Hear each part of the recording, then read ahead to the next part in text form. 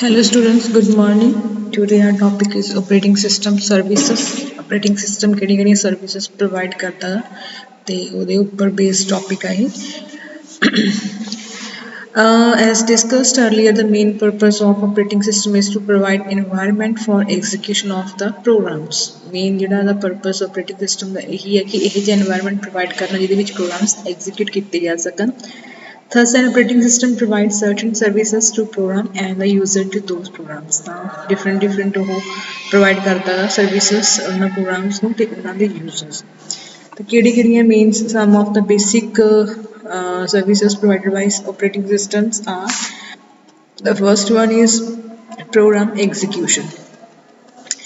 Operating system provide a convenient environment where user can run their programs. Convenient मतलब एक ਇਹੋ ਜਿਹਾ environment provide ਕਰਨਾ ਜਿਹਦੇ ਵਿੱਚ ਯੂਜ਼ਰਸ ਕੀ ਆਪਣੇ ਪ੍ਰੋਗਰਾਮਸ ਈਜ਼ੀਲੀ ਰਨ ਕਰ ਸਕਣ. The operating system perform memory allocation to programs.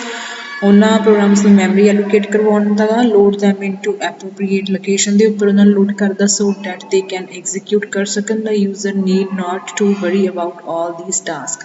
User ਨੂੰ ਇਹਨਾਂ ਦੀ ਕੋਈ ਮਤਲਬ ਬੜੀ ਜਾਂ ਕੋਈ ਟੈਨਸ਼ਨ ਨਹੀਂ ਹੁੰਦੀ ਹੈ ਕਿ ਉਹਨਾਂ ਨੇ ਉਹਨੇ ਪ੍ਰੋਗਰਾਮ ਕਿੱਥੇ ਉਹ ਸੇਵ ਕਰੇ, ਕਿਵੇਂ ਉਹ ਰਨ ਹੋਏਗਾ. ਉਹ ਸਾਰੀ ਟੈਨਸ਼ਨ ਕਿਹਦੀ ਆ ਆਪਰੇਟਿੰਗ ਸਿਸਟਮ ਦੀ ਆ.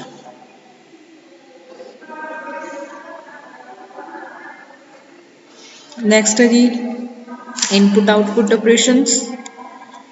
ਇਨ order to execute a program, ਜਦੋਂ ਆਪਾਂ ਪ੍ਰੋਗਰਾਮ ਕੋਈ ਐਗਜ਼ੀਕਿਊਟ ਕਰਵਾਉਣੇ ਹੁੰਦੇ ਆ ਤਾਂ ਉਸ time it usually requires input output operation ਦੀ ਉਹਨੂੰ ਰਿਕੁਆਇਰਮੈਂਟ ਰਹਿੰਦੀ ਆ.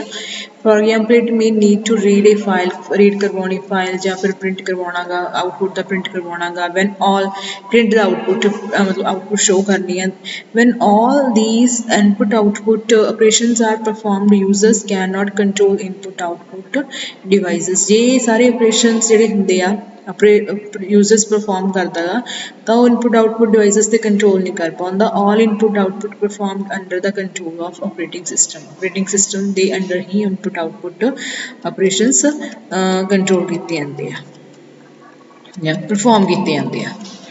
File system manipulations. Execution of program may involve reading data from a file or writing data into a file. ਜਦੋਂ ਆਪਾਂ execute ਕਰਵਾਉਂਦੇ ਕੋਈ ਵੀ ਪ੍ਰੋਗਰਾਮ ਤਾਂ ਉਸ ਦੌਰਾਨ ਉਹਨੂੰ ਫਾਈਲ ਦੇ ਵਿੱਚ ਰੀਡਿੰਗ ਕਰਨਾ ਹੁੰਦਾ ਡਾਟਾ ਜਾਂ ਫਿਰ ਰੀਡ ਮਤਲਬ ਐਕਸਟਰੈਕਟ ਕਰਾਉਣਾ ਹੁੰਦਾ ਜਾਂ ਫਿਰ ਫਾਈਲ ਦੇ ਵਿੱਚ ਡਾਟਾ ਨੂੰ ਰਾਈਟ ਕਰਨਾ ਹੁੰਦਾ. It may also require to create and or delete a certain file.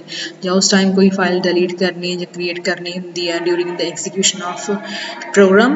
The operating system provide all these operations and perform secondary storage management. ਜਿੰਨੇ ਵੀ ਆਪਰੇਸ਼ਨ ਹੈ ਸਾਰੇ ਆਪਰੇਟਿੰਗ ਸਿਸਟਮ ਪਰਫਾਰਮ ਕਰਦਾ and ਜਿੰਨੀ ਵੀ secondary storage management ਹੁੰਦੀ ਆ ਉਸ regarding ਉਹ ਵੀ ਕੌਣ ਦੇਖਦਾ ਗਾ ਆਪਰੇਟਿੰਗ ਸਿਸਟਮ. ਦਾ user just give command to read and write a particular file. User ਨੇ ਸਿਰਫ ਕਮਾਂਡ ਦੇਣੀ ਹੈ ਰੀਡ ਕਰਵਾਉਣ ਲਈ ਤੇ ਰਾਈਟ ਕਰਵਾਉਣ ਲਈ ਫਾਈਲ ਨੂੰ. The rest is of work is done by, ਬਾਕੀ ਸਾਰਾ ਕੰਮ ਆਪਰੇਟਿੰਗ ਸਿਸਟਮ ਦਾ. ਨੈਕਸਟ ਹੈ ਜੀ communication. The various processes executing on a system may need to communicate in order to exchange data or information. Data ਜਾਂ information exchange ਕਰਵਾਉਣ ਦੇ ਲਈ ਤੁਹਾਨੂੰ ਕੀ ਆ ਕਮਿਊਨੀਕੇਸ਼ਨ ਦੀ ਜ਼ਰੂਰਤ ਪੈਂਦੀ ਹੈ ਪ੍ਰੋਸੈਸਸ ਨੂੰ. ਤਾਂ operating system provide this communication by using a facility of message passing ਦੇ through.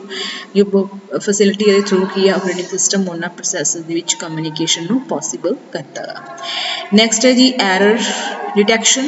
When various programs are executing on a system involving various resources, an error may be occur. ਆਪਾਂ ਨੂੰ ਪਤਾ ਹੀ ਹੈ ਪ੍ਰੋਗਰਾਮਸ ਦੀ execution ਦੇ ਦੌਰਾਨ programme ਦੇ ਵਿੱਚ ਜਿਹੜੀ ਰਨ ਹੋ ਰਹੇ ਹੁੰਦੇ ਨੇ ਐਰਰਸ ਅਕਰ ਕਈ ਵਾਰ ਹੋ ਹੀ ਜਾਂਦੀ ਹੈ. Error may be occur to CPU.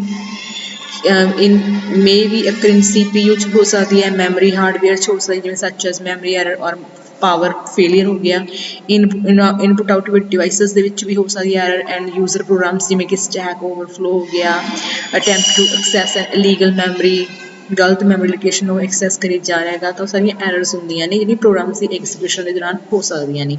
In such a situation operating system constantly monitor the system for detecting the errors. ਤਾਂ ਉਸ ਟਾਈਮ ਆਪਰੇਟਿੰਗ ਸਿਸਟਮ ਕੀ ਰੱਖਦਾ ਮੋਨੀਟਰਿੰਗ ਕਰਦਾ ਹੈ ਸਿਸਟਮ ਦੀ ਤਾਂ ਜੋ ਜਿਹੜੀਆਂ ਐਰਰਸ ਆਉਂਦੀਆਂ ਰਹਿੰਦੀਆਂ ਉਹਨਾਂ ਨੂੰ ਡਿਟੈਕਟ ਕਰਕੇ ਉਹਨਾਂ ਨੂੰ ਸੋਲਵ ਕੀਤਾ ਜਾ ਸਕੇ.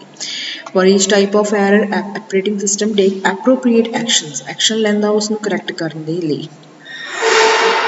Resource allocation when multiple processes are running on a system, ਜਦੋਂ ਬਹੁਤ ਸਾਰੀਆਂ processes system ਦੇ ਉੱਪਰ run ਕਰ ਰਹੀਆਂ ਨੇ, multiple users logged on ਹੁੰਦੇ ਆ system ਨਾਲ, large variety of resources may be used by each process and or a user, ਤਾਂ ਕਾਫੀ ਜ਼ਿਆਦਾ varieties ਦੀ ਜ਼ਰੂਰਤ resources ਕਾਫੀ ਜ਼ਿਆਦਾ resources ਦੀ requirement ਹੁੰਦੀ ਹੈ users ਦੀ process ਨੂੰ.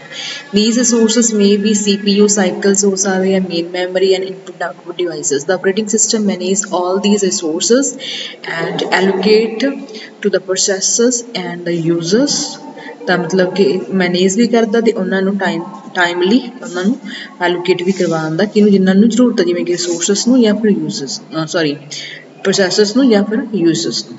Accounting when multiple resources are allocated to different processes in multi-programming operating system, keep track of which user or process has how many resources and of which kind.